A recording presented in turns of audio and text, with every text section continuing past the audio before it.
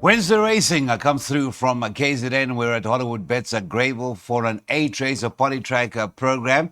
And what a unique program it is indeed. No novice, no maidens, and no novices on the card. It is all handicaps, very, very competitive handicaps. Some of the better performers on the Polytrack will be on show. Just before we do proceed on with our show preview show, we remind you that you can get in touch with us using our Twitter handle. And of course, you can also utilize our WhatsApp number. We certainly would love to hear from you. Good morning, wherever you are. It's looking forward to a very good day's racing, starting at 12:30 with that first of 8 coming through from Hollywood Bets Greyville, where we're racing on the Polytrack.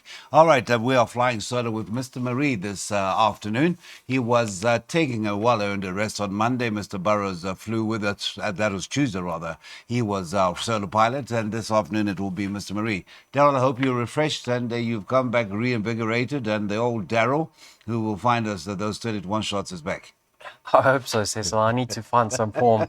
I've been lagging a bit. But it goes like that. Thank goodness Darren Burrows has been steering the ship for us. Sunday did well for us. Yeah. Let's see how today goes. You know, it appears to be a difficult card on paper. Very competitive. Very. First leg, I've opted to side with the Trafalgar Square form line because we saw him frank that form and come out and win again. So I've gone all of numbers 4, 9 and 11. Now you can see Big Slick holds numbers 4 and 9 on that run. But then again, there's a switch in the draws and there's a slight weight turnaround. So I wouldn't be surprised to see Pake Mali reverse that form. Now Richard Free has ridden him a few times recently. And I think he knows how to get the best of him on the poly now. You'll give him a chance and do his best work late. And then number 9, High Velocity. Don't be surprised to see him feature because last time out he was actually caught wide in running. And it was a very commendable effort on his behalf in that he rallied late. So, yeah, 4, 9, 11. The 11's certainly coming from a stable in form. Stable in form, yes, indeed. Yorgos Governor certainly doing very, very well for himself. He had that run on Sunday that Rachel has done very well on 5 rides for 4 wins and a second. A very, very good stats indeed. Yeah, you were saying they review rivalries with the Trafalgar Square on that Trafalgar Square form line. Only 2 of the 11 have not actually or did not feature in that race. Let's confirm. Daryl's bipod. It is a total outlay of 144 rand. 4, 9, 11. They say they all go together and they are the first leg off that bipod. No bankers, but still a very compact selection from Daryl. Please take note of the off time. 12:35. I actually robbed you of 5 minutes there at the top. 12:35 is the off time to race 1. All right, so we step up to a Fillies and Mares 90 for race number 2, the second of 8 at Hollywood Bets Greyville, where we're racing on the poly, as pointed out. No non-handicaps on the card this afternoon. It is race 2 off at 1:15, and it will be the start of the PA. Don't forget that handle. It is a Twitter handle as well as the WhatsApp number to give us your suggestions, or perhaps you want to give our selectors a bit of a pat on the back for the sterling work that they are attempting to do. Daryl, race number 2. I do know that there are no bankers in this first leg, but take us through what is a competitive starter to the PA. We do have a scratching come through recently, and that's number 6, Acacia's Blossom. Yeah, that's interesting because you can see Chase obviously opted to ride number 1, Dolcezza, over number 6, Acacia's Blossom. Now that's obviously come out, but still he's done most of his riding in KwaZulu-Natal for Louis Huisson. So, yeah, Dolcezza, you can see on paper, she's 4.5 kilograms better off with Berengaria. So I'm siding with her. You know, her ratings come down nicely, and she's also taken a drop in class. So let's see how she goes on the poly track. I'm sure from barrier position number 1, she should get the run of the race. So I really respect her chances. Obviously, Robin's rating with a few horses with today. The opinion that she's going to act well on the surface. Yeah. I've backed up with number 4, Morgan Le Fay. Now you can see herself and Mvula Zana have locked horns quite a few occasions recently. Not much separating the two, but I actually prefer Morgan Le Fay over the 1200 because she's got a tendency to over race. And I think maybe the drop will suit her. But she did pick up a penalty for running second last time out, Cecil. I think £4. She was well clear of the balance of the field, so she'll still be competitive. I've just gone 1 and 4 over here. 1 and 4, and you were saying it's half a kg worse off with Willazana for that last Yeah. meeting, huh? Okay, but no, thank you very much. We respect that 1 and 4, and we're looking at the selection. Let's see exactly the outlay. Please be reminded, 1:15 is the off time to race number 2. There are a couple of bankers in the PA. They follow in race legs 2 and 3. That is race 3, number 1, Hope is Power, and race 4, number 5 is also a banker, and Daryl does look ahead to a fruitful career for the second banker, number 5, Master Fuego. But do take note, 240 Rand, and it's 1:15, the start of the PA race 2. Slight drop in a rating. Merit rated 86 will be race number 3, the start of the pick 6. And we're off with race 3 at 10 minutes to 2 at Hollywood Greyville this afternoon. Now, it is another trappy contest, and we're still over the sprint trips. This time it's 1,200 meters. No scratchings come through for race number 3. In fact, no changes whatsoever. So we proceed on to Daryl.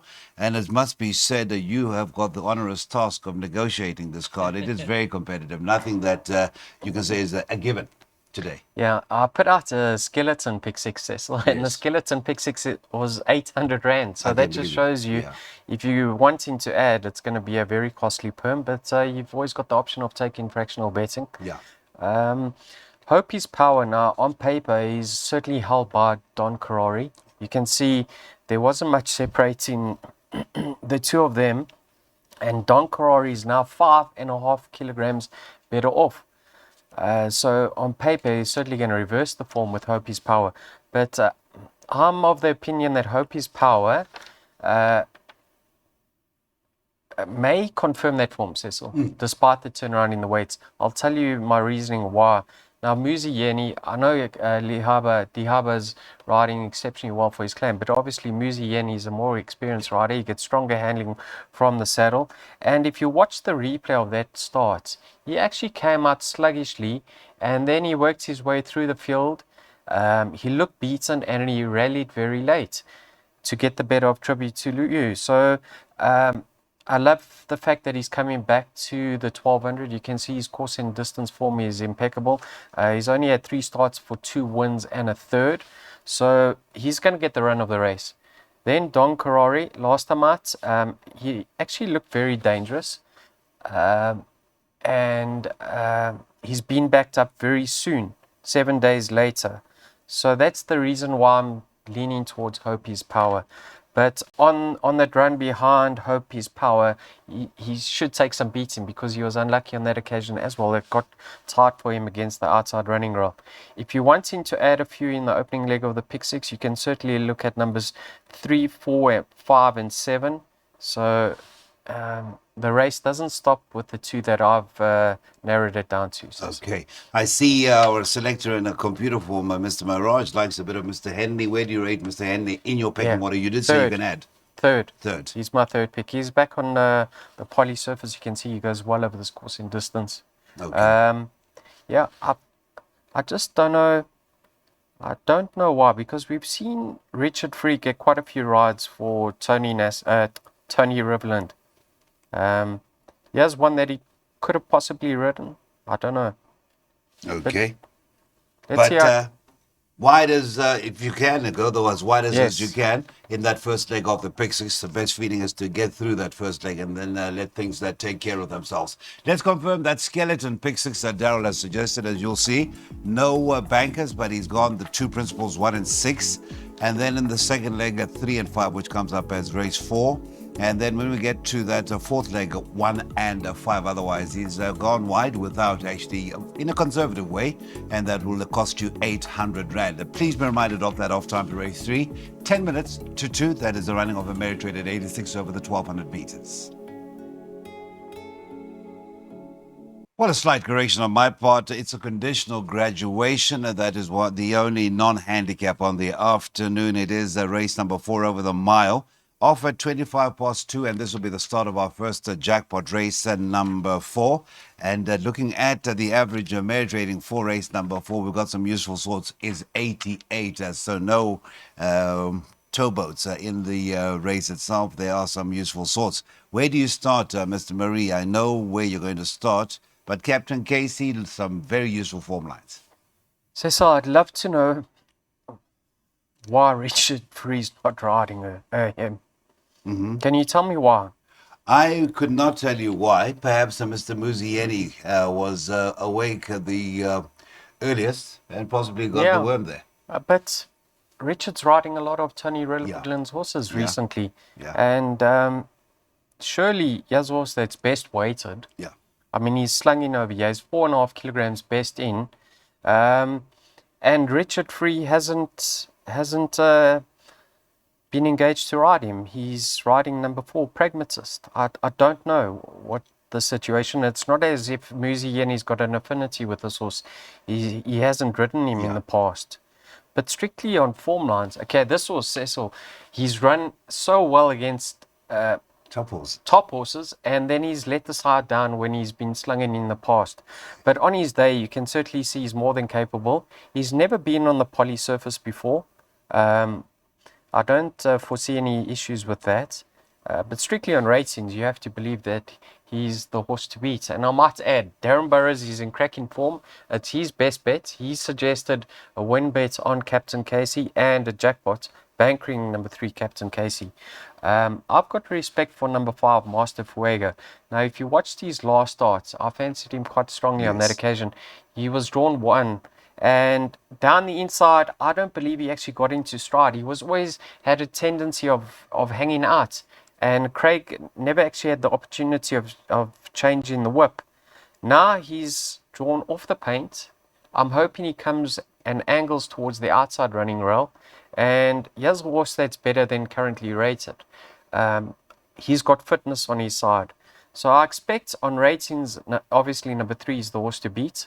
But don't rule out number 5, Master Fuego. I still am of the opinion that he's going to go on and win his races. Yeah, because you said last time out, I think the phrase you used, will go through the divisions. Yes, but if you like his chances, Cecil, number 8, Red William has got him stone cold. Okay. But I think he's better than his latest start. All right. So the mystery is Captain Casey. I do say as we look at the selections for race number 4, we've got a jackpot starting in race 4 and a win selection, as you heard, Mr. Burrows, is strong on number 3, Captain Casey, when coming off that 80-day rest and first time on poly to be partnered by Muzieni, who's also just come back into the saddle after an enforced break which ended yesterday. And then we're going to go to that jackpot. And whilst we look at that jackpot and the cost to Mr. Marie, maybe you answered your own question when you were saying first time on poly, etc., etc. Perhaps that's the reasoning for Richard to decide on Pragmatist. Being pragmatic, he decided to go for a proven performer on the poly track. I don't know. It's actually a game of a conspiracy. 729 Rand is the outlay. Banker the first leg. And if you get through, Captain Casey does deliver and Muzi gets his first win back, you are guaranteed a share of that jackpot pool. We've got a scratching, and the only other scratching that has come through thus far for this afternoon's meeting, it came through yesterday, and that is number 5, Purple Operator. That leaves us a field of 8 in a race number 5. It's a lonely merit rated 74. That will be the start of Jackpot 2. We're talking of Muzieni. He's done well with Paul Lafferty, and he rides the Devils and Dust, one of the rare ones that he hasn't won on. He's ridden it 10 times for a 3rd and a 4th, but it's those lucky colors of Mr. John Finlayson as we tackle race number 5 that will be handily weighted with a galloping weight of 54. Yeah, Cecil, she's obviously nearing peak racing fitness. She is a filly taking on Open Company of Year. Yet to win on the poly track itself. But she's run 2nd before, so who says she's not capable? I just haven't included her today. It's a race that you could potentially go field. Yeah. But she doesn't form part of my selections. I like some value in number 6 of here, Forest Jump. Now, he's priced up at the bottom of the boards in the region of 20-1. That's correct. His last couple of starts have been on turf surfaces. I'm of the opinion that he's better on the poly track. Last time out, he showed signs of life. He actually got a horrible bump coming out the gates, and he stayed on in the latter stages. Now, this horse, if he goes handy on the poly track, I know he's getting long in the tooth, but if he gets in a handy position, he's got the potential to cause an upset. So I've certainly included him as the upset material in the race. Number 2, Joshua Hotsnake. Now, course and distance, bit of a specialist. You can see he's had 4 goes for 2 victories, a third and a fourth. So he's never been out of the money. The cheek pieces come off. He can over race and overdo it. So I think they're going to try to get him to settle, and he could certainly feature. And number 8, Roy's Command. I know this is on the sharp side for him, but I watched him move down to the start last time out. He looked so well, and he fluffed it at the start. He fly jumped, he got left. If he's not out of his ground turning for home, I can see him winning this. So there are others you could include, the likes of Cupid Song and One Irish Rover. But I'm playing for the upsets over here with number 6, Forest Jump. Okay, let's hope that that comes to fruition. Let's have a look at the second jackpot selection. It is without the 5 Purple Operator. The numbers for that first leg are 2, 4, 6, 7, and 8. They can't pretty light in the second. This is Daryl's selections, 1 and a 5. The total outlay will be 200 Rand, and you've got to be on that second jackpot by 3 o'clock. That's the start of race 5. Race number 6, we stay in merit-rated handicap territory. It's over the 1400 meters race and number 6. And at the moment, I can give you a jockey change. Unfortunately, Mr. Jason Gates is still sidelined with that injury from a couple of Fridays back. And he will be deputized for honor number 2, Oh My Word, It's Roy, by Mr. Sitle Slengwe. That is Slengwa, rather. That is on number 2, Oh My Word, It's Roy. No prizes for guessing whose horse it is. Paul Gatsby is the trainer of the now Slengwa ride in race number 6. Well, we saw a good winner for the Mawing stable with Apprentice De Harbour with his 2.5 claim in race number 3. Or was that race number 4 where we had our banker? Was it? Is that a Tomayaris race on Sunday? I think it was. It was Gun to Tape Victory, or was it the race preceding? Yes, yeah. Yes. But he's got Midnight Caller, whom I see Jermaine has made his best bet of the afternoon in race number 6. That is a Weho Mowing. He's got 4 kg claimer, Mr. Pluckies. Yeah, this son of Twice Over, Midnight Caller, Cecil, he's a bit of a galloper. Yeah. And he can certainly go gun to tape. You know, what's going to assist him is he's not going to have to work as long as he breaks on terms to get into a forward position. And with the 4 kgs off his back, he could prove very difficult to peg back. But there's quite a bit of speed in the race with the likes of Hippocrates, Eddie the Mover. He definitely pushes forward. So as long as they don't cut throats, I can see him winning. If you go to the run behind Lake Como, I mean, he's got the beating of Eddie the Mover quite convincingly over there. He jumped from 11 out of 11, and he's 5 kilograms better off with Eddie the Mover. So one has to believe that he is going to reverse that form. Then, because the race is set up with pace over here, I think GM Batista, I mean, Richard Free knows this horse like the back of his hand now. He could just watch it all unfold in front of him and pounce at the right time. Now, the form line isn't great. I think there's 4 horses from there that have run since then, and all 4 have run unplaced. But he has a stable that's in good form. You've got the top jockey aboard. He's gonna pounce at the right time.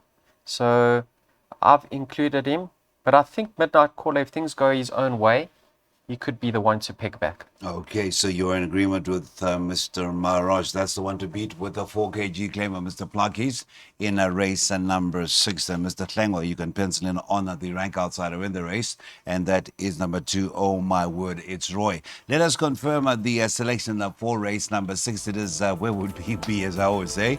Without a Daryl Marie pick 3, I think we would feel very, very neglected. But it is 1 and 5 in that first leg, as he mentioned, Midnight Caller and the 5 GM Batista. Incidentally, you mentioned Eddie the Mover several times, as we confirm it is a 40 Rand outlay. Do you know who Eddie the Mover is? Eddie the Mover, Eddie Powell. Do you remember the owner with Justin yes. State? Oh, Yeah, right. that was a tribute to him after he passed on from his friends. That is your pick 3, the third last on the afternoon at Hollywood Bets Grable. Well, what we did see on a Sunday is that Wendy Whitehead and Richard Fourie have formed an awesome partnership. And of course, without Richard, there's always the equally talented Mr. Calvin Abib. Less experience, of course, but he's up and coming. And one of these days, he will be seeking that championship. They team up with the 9 Kwanabi, that is in race number 7, the penultimate of the afternoon. It's a Fillies and Mares 69. It's over the 1400 meters once again. And I think that Fillies and Mares 69, it tells you the story of what can unfold. But Kunabi, is that part of your selection? Are you confident? I see there's already been nibbles in the antipost. I'm not confident. I'll give her a chance. If you like her, you have to respect a little bit naughty. Nothing separating the two of them. You know, Kanabi's got it all to do. She's got quite a hefty mass to shoulder, the worst barrier position. So it's not as if she's having things on a plateau over here, served to her. But if she gets a little bit of luck from that wide draw, I can see her winning. I mean, she's in great form. Cecil, number 4, Kittens Adventure. Now, she's back on the polytrack surface. You can see in her latest polytrack start, she finished second behind Gimme a Lullaby. The third horse won directly, the fourth horse won directly. I think she can feature here. A little bit naughty, has to go in. Miss Leela, now her 2 runs certainly have been positive since returning from that layoff. It looks like she's actually benefited from some time off the track. She's got into my play. I mean, she's got no mass to shoulder here. And I've also included number 7, Natalia. Now, on her recent form, you can't really be confident with regards to her chances. But I think off that rating, with that weight of 48, she could certainly spring a surprise. So wide in the opening leg of the double. Okay, and of course, just to confirm, you did allude to a little bit naughty. Please note that deputizing for Jason Gates on a useful chance rider will be Craig Zaki, and a little bit naughty now raises in the colours of the Glischian PTY Limited nominee, Mr. Joe DeMarta. We have a double selection for race number 7. It is the penultimate event of the afternoon, and as Daryl, I think one of the last words he used was a wide in that first leg: 4, 5, 6, 7, and 9 by 1, 2, 3, and 10. It is the penultimate race number 7, a lowly Fillies and Mares 69, and that'll be over the 1400 meter marker. From the 1400 meter marker, rather.